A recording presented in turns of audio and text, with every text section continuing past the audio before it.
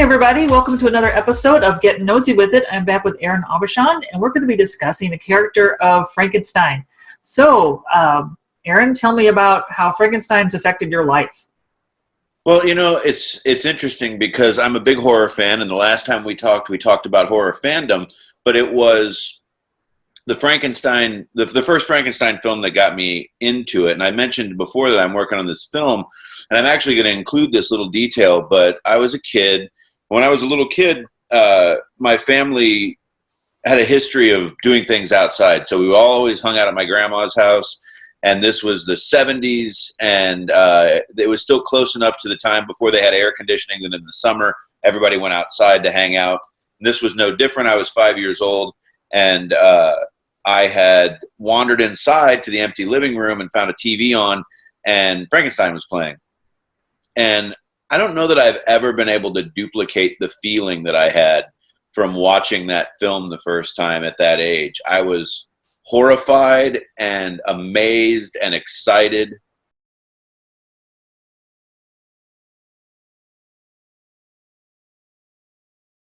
And so Frankenstein's on in the living room, and everybody's outside, and I run outside and I jump in the lap of the person who actually taught me how to read. And she explained in a really fairly clunky way that that it was all make-believe and none of it was real. She actually tried to tell me that they use soap to make monsters out of. I'll never forget that.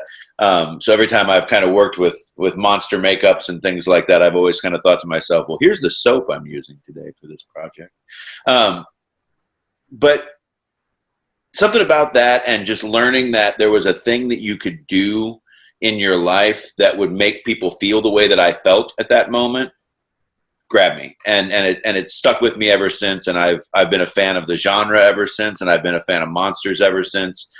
And I went through a long period where I didn't think about Frankenstein. The 80s happened, and I was a teenager, and there was a lot of really hardcore horror, and I started reading Fangoria, and I told the story a lot that it was Frankenstein that got me into it.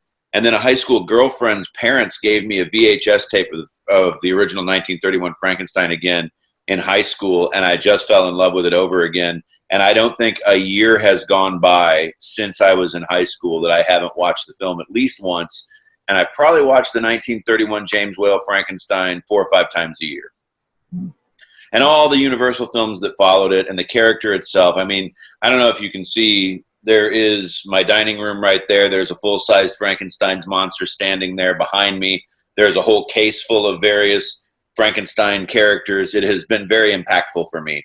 My next tattoo is going to be of the 1931 Frankenstein and the 1957 Curse of Frankenstein by Hammer Films, a combo plate of that. So, in fact, I think I'm wearing a Curse of Frankenstein, Horror of Dracula shirt right now.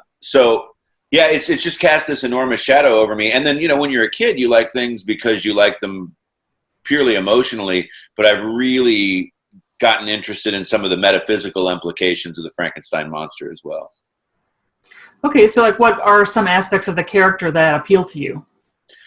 Well, it's the storyline, I mean, my 2 favorite characters in fiction are the devil and the Frankenstein monster. And it's because they both have these fundamental metaphysical questions at their heart. The devil is, I don't like how creation is headed, and I try to change its course, and here's the punishment that happens.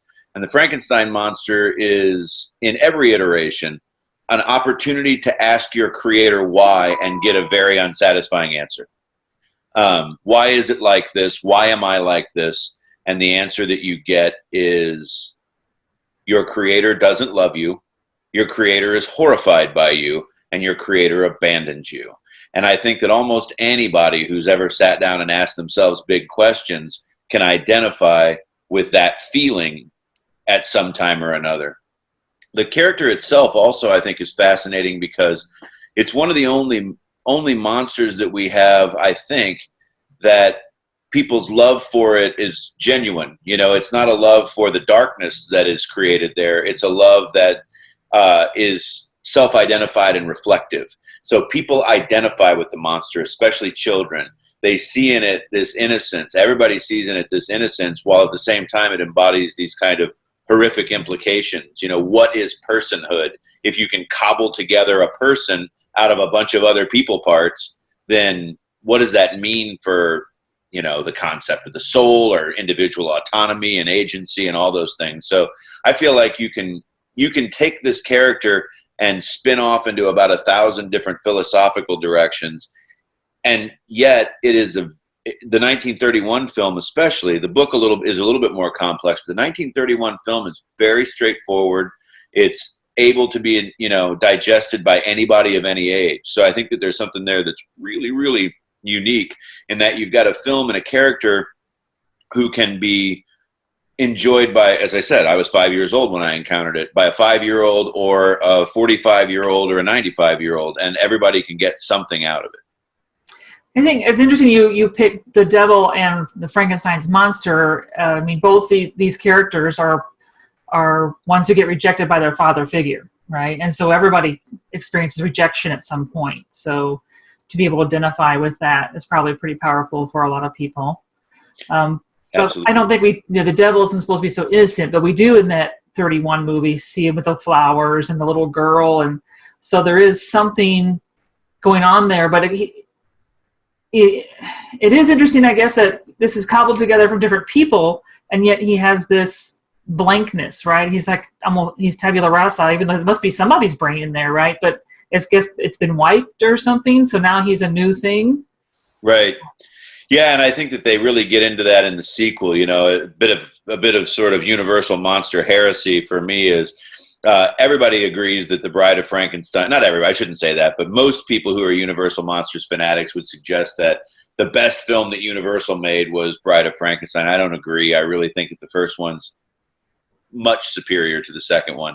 I still like the second one, but the second one really chases that down because in the second one, the Karloff monster starts to really develop this personality. He makes friends with the old blind man, the old blind hermit in the woods, and then gets chased off by some hunters who are roaming in the woods, and so and his desire to have a mate. So the idea that he's tabula rasa, I think, is really interesting in that film because these basic questions of humanity all kind of bubble up for him. He wants a mate, he wants a companion, he wants friendship, he likes good food. All of that stuff happens, and then interestingly, when Son of Frankenstein comes around, the third film in the series and the last one that Karloff was in as the monster, you've got the monster who's back to being mute. He's back to having no sort of personhood and agency, and he remains that way through the entire rest of the Universal trajectory. That it's really only that one film that the monster sort of gets any kind of personhood, except when Igor's brain, Bela Lugosi's character in there, gets transplanted into his head in later films. So we get to hear him talk again, but we only get to hear him talk as Igor. So at that point, he is Igor, essentially. And then they had some issues where they decided not to play any of that narrative line up in the film after that, and all that kind of goes away. But for the most part, through the entire Universal trajectory, except for Bride of Frankenstein, it's, like you said, a clean slate. This character that doesn't have anything but animal responses to things. Mm. So I know that we're moving beyond the Universal ones. Then I don't remember what year it was, but the Frankenstein was Sting and Robert De Niro. The Bride. No. So the Sting one was The Bride, and that was in like 1986, and then the Robert De Niro, Kenneth Branagh one was in the early 90s. Right, that's what I was thinking, because you have De Niro being the monster in that one and trying to figure out, I guess, who he was. Yeah, and I think, it's important, if we're going to talk about the sort of trajectory, before we get to those, that we stop for a second and talk about the Hammer films, because I'm a big fan of Colin Clive's character in the first two Universal films. I think that the creator is a really interesting character as well, and that's Colin Clive played Henry Frankenstein in the first two films, and I think that's really interesting. But then what Hammer decided to do when they picked up the films and when they picked up the character of Frankenstein is that they never had a through line of an individual monster. There was no single creation, there was just the doctor, right? And so we have these two stories, and I think they're really important, and they complement each other. The universal trajectory is very much about the creature, and the Hammer trajectory is very much about the creator. And those are the two seminal Frankenstein stories that were laid down on film that founded everything else. And so everything that comes after that, in a lot of ways, in my opinion, is just, it decides if it wants to be more universal or more Hammer. Is it going to concentrate more on the creature, or is it going to concentrate more on the doctor? Because the creator, I shouldn't say doctor, because in the book he was not yet a doctor. He hadn't finished his medical training. You know, so those two foundation points are really critical. And I wasn't as well versed in the Hammer stuff until much later, but it has risen up to be just about as important to me as the universal stuff. And so everything that comes after that, I haven't seen the Sting film since it probably was new on video. And I've only seen the De Niro Kenneth Branagh film a couple of times. I think that they were really trying to do the Mary Shelley book with that one, but it didn't leave a huge impact on me. The Roger Corman, I think that was 1990 or 91, Frankenstein Unbound was pretty cool as well from that era. Yeah, I know I saw the Robert De Niro one in the theater, and I haven't seen it since. But I think when they were trying to have the monster be a little bit more erudite, maybe, and self-reflective, and I guess he's a little bit more like that in the book. But yeah, the character in the book is extremely intelligent. Mm-hmm. And also, I think something that appeals to people is the body horror. I mean, there's plenty of those things going on. I don't know if you've seen The Burrowers. I'd recommend that if you like body horror. But it's here you have this thing that's been pieced together and from all these different people, and I think people can all kind of feel a bit of horror about that, right? Right. Well, I mean, you know, there's this sense of self, and where does self reside, right? You know, you think of yourself and you start thinking about your head or your heart, but is yourself your hand? And if you lose your hand, are you somehow less a part of yourself? Is that less of you? You know, and then if somebody else's hand gets stuck on you, what does that do? So, yeah, I think there's some really fascinating questions that come up in there.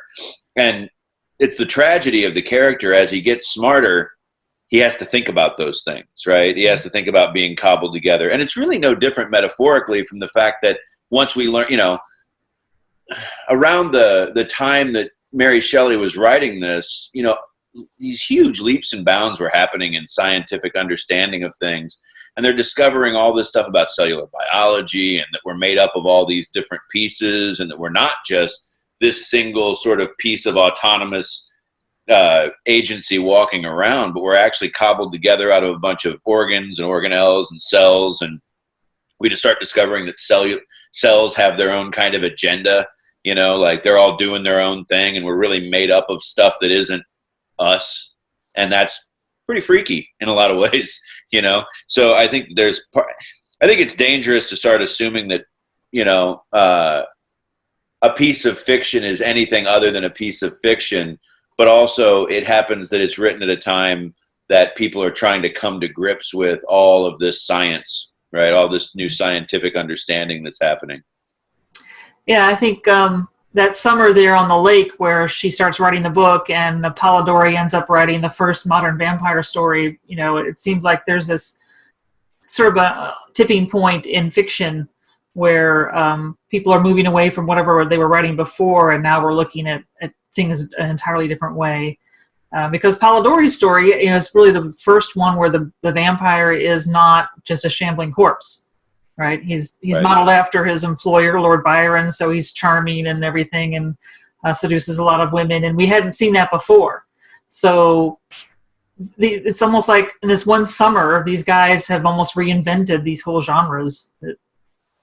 Well, and a really interesting thing I think about that piece of it is just, you know, at the time that it was happening and for 150 years afterwards, you know, the two most important people in that room when they started writing those things are probably the people that are less well known now, you know, in a weird way. Lord Byron and Percy Shelley are these enormous titans of that era of literature. I guess that's, yeah, they're romantics, right? So, they're really, really important. And yet Mary Shelley has changed the face of literature through this thing that she came up with as almost a joke.